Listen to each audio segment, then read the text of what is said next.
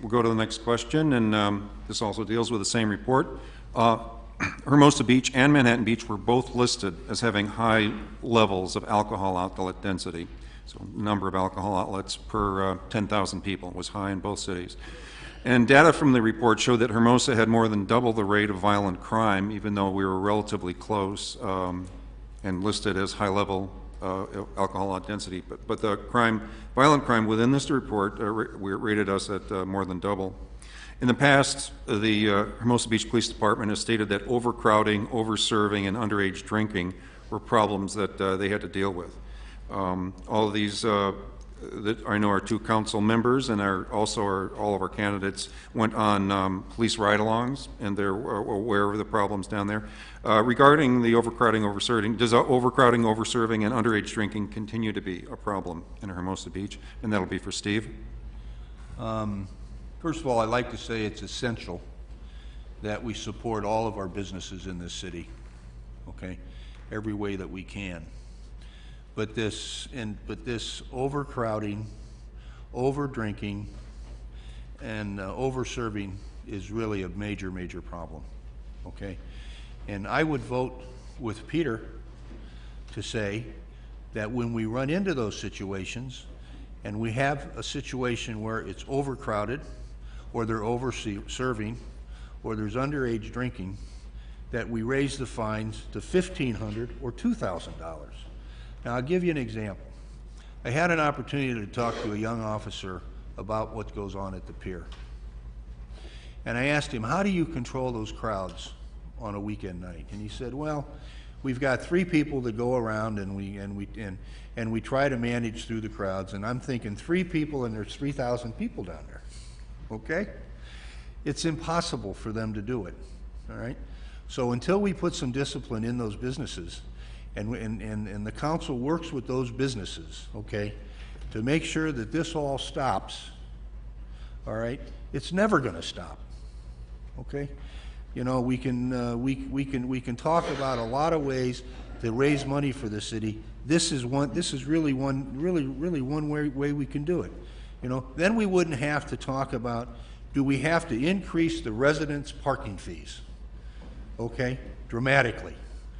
Okay, we wouldn't have to have that conversation if we would only put the disciplines on the pier, catch the people that are breaking the law, okay?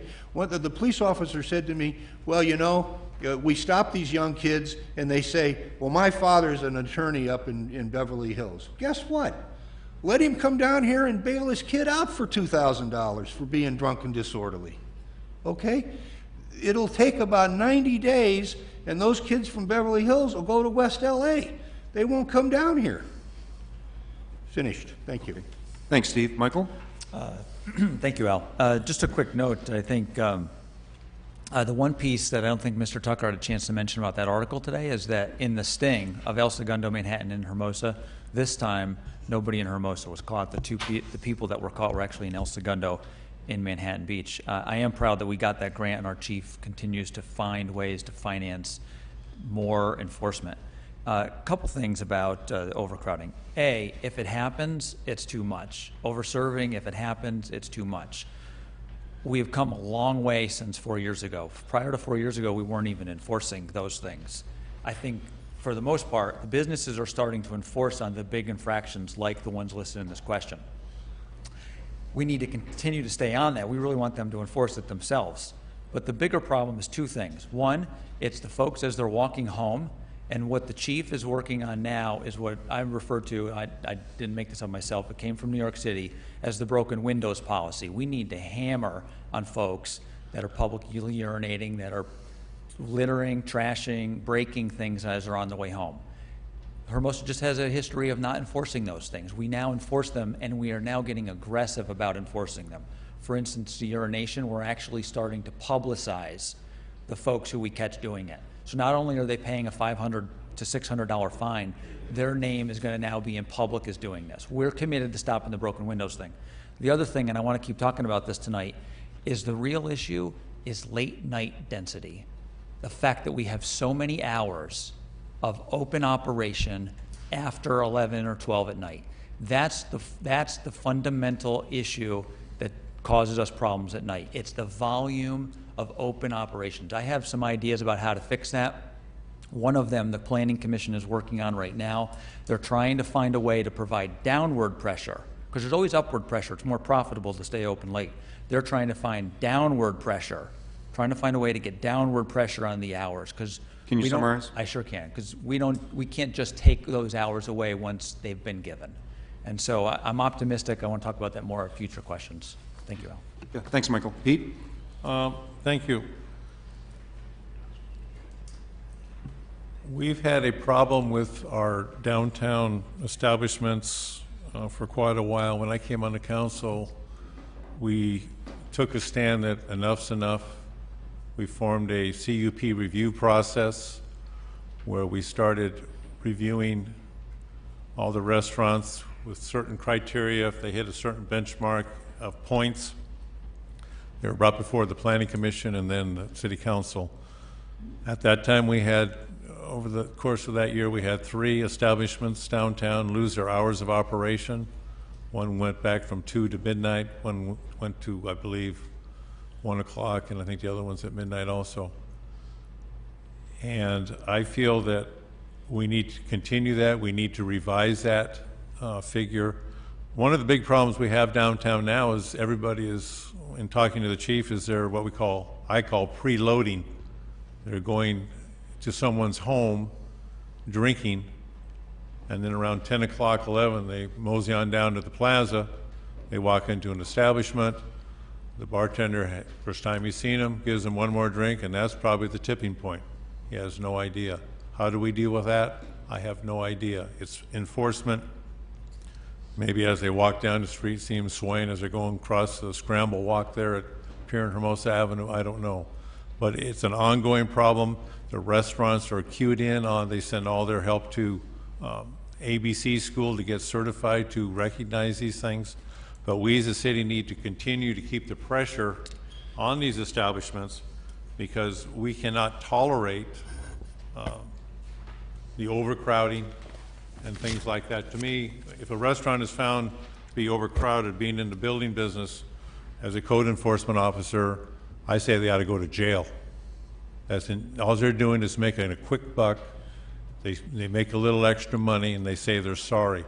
In the meantime, someone could have died in that establishment trying to get out. We have a policy now that if you are caught overcrowded, you'll have a hearing with the city manager, and he'll say, okay, you're guilty, and he can appeal it to the council. And at that time, if we uphold his decision, we will close that business. Let's say we found them overcrowded on a Saturday, they'll be closed on a Saturday, and we're going to make it hurt. And we need to continue to make these things hurt until we get some compliance. And I can real quickly say what we need to do as citizens of this community. We need to go down and frequent these establishments, and hopefully that would, in my opinion, would push some of these crowds out of downtown, and we can take back our plaza area and what we all have like to do. We like to stroll down there during the day, but we need to be able to stroll down there in the evening. So I think we need to, as a city and citizens, retake our plaza. Thank you. Thanks, Pete. Haney? Just to recap, the question was whether or not overcrowding, overserving, and underage drinking continue to be a problem, and the short answer is absolutely, definitely yes, based on my experience, just from an everyday standpoint, but primarily from the ride-along that I did with our police force. It was on a Friday night from 10 o'clock to 3 o'clock in the morning. I can tell you that we have not, me and the officer I was riding along with did not go into any of the bars inside, so I can't vouch for the overcrowding. But I'll tell you that at 1 o'clock in the morning, there were lines still at various of the establishments, which means that the places were completely packed, that even until 1 o'clock in the morning, there's still people waiting in line to get in. The over-serving was obvious to me in at least 3 different instances on the 5-hour trip. There was 2 girls that were completely passed out that we saw. One of them was being carried by her friends. Another one couldn't stand still and had her friends basically hold her in place so that she doesn't fall. And the third person was a guy that was basically laying over a hood of somebody else's car. It wasn't his car. He didn't know where he was. And he had to he lives in Redondo Beach, and had to get a cab to take him home. So over a 5-hour period, there was definitely 3 people that were completely drunk to the point of being arrested for public intoxication. They were not arrested. One of the issues, the concerns that we have is our police force is incredibly overtasked with things to do, and they don't have the resources, unfortunately. So they do the best that they can with the limited resources that they have, but if they basically arrested everybody that was out there that was probably subject to arrest, they need at least twice as many police officers out there to control the situation.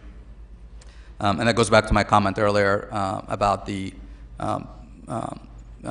bar establishments out there, to expect them to step up and basically do what they need to do to make sure that the people are not being overserved, and make sure that people are having arrangements to, basically get out and be able to get home and not roam around in our downtown area till 2 or 3 o'clock in the morning with no way to get home. The last thing I'll mention about underage drinking, I think you probably have seen it in the reports. As recent as this last Labor Day weekend, there was at least 2 establishments in our city that were cited for underage serving, and 2 establishments in Manhattan Beach that were cited for underage drinking. Obviously, they were just cited, so it hasn't been proved yet, and they haven't. The issue has not been finalized. But at least there's evidence out there that underage drinking is still being done in Hermosa and is still continuing to be a problem. Thank you. Thanks, Andy. Okay, now we're at a block where we can get questions from the audience. I will mention to the city council candidates, I put water behind you on the floor, so if you want to scoot back and just grab a bottle. I know I've been getting a little thirsty. You're probably getting thirsty from talking. So yeah, go ahead. If somebody else is on camera, feel free to drink. Water.